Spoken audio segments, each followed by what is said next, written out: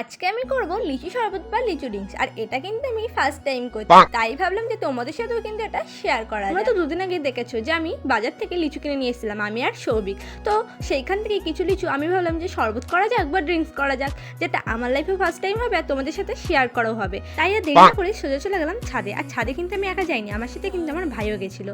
তারপরে দেরি না করে লিচুগুলোর ভালো করে খোসাগুলো আলাদা করে নিলাম। তারপর লিচুগুলোকে ভালো করে ধুয়ে নিলাম, আর লিচুটা আমার হাত থেকে এদিকে পড়েও গেল। তো যাই হোক, লিচুটাকে ভালো করে ধুয়ে নিয়ে লিচুর বীজগুলোকে আর লিচুটাকে আলাদা করে নিলাম। আর এদিকে আমার ভাইকে দেখো, আমার ভাই তো চুলের হেয়ারস্টাইল করতেই ব্যস্ত।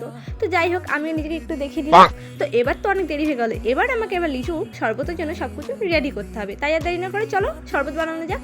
তো আমি বেশি কিছু নিইনি, প্রথমে নিয়েছি একটু লেবুর রস, আর নিয়েছি আমসত্ত্ব, আর নিয়েছিলাম গুড় আর একটু চিনি।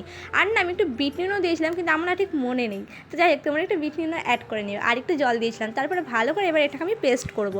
আর পেস্ট তো করবো, তার আগে আমার ভাইকে দেখো আমাকে অলরেডি জ্বালাতন করা শুরু করে দিয়েছে।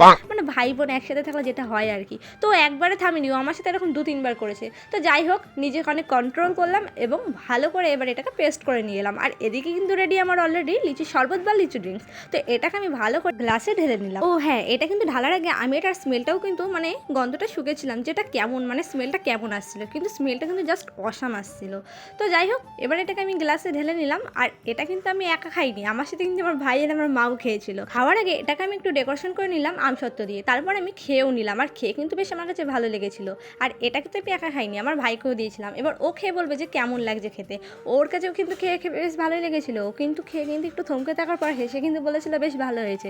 ও কিন্তু সহজেই কোনো কিছু বলে না যে ভালো হয়েছে, বাট এটার বেলায় কিন্তু বলেছিল। আর এদিকেও হাফ খেয়েও নিয়েছিল। এবার যেহেতু সব কিছু নিয়ে নিচে নামতে হবে, তো তার জন্য ভাই এগুলোকে নিয়ে উলুলু দিচ্ছিল, মানে পুজোর থালা হিসেবে আর কি। তারপরেও যতক্ষণ ধরে না নিচে নামছিল, ততক্ষণ ও আমাকে হ্যালো হাই বাই বাই এবং টাটাও করে যাচ্ছিল। তো যাই হোক, আজকের মতো ভিডিও আমি এখানে শেষ করছি। ভালো লাগলে like comment share and subscribe. Tata.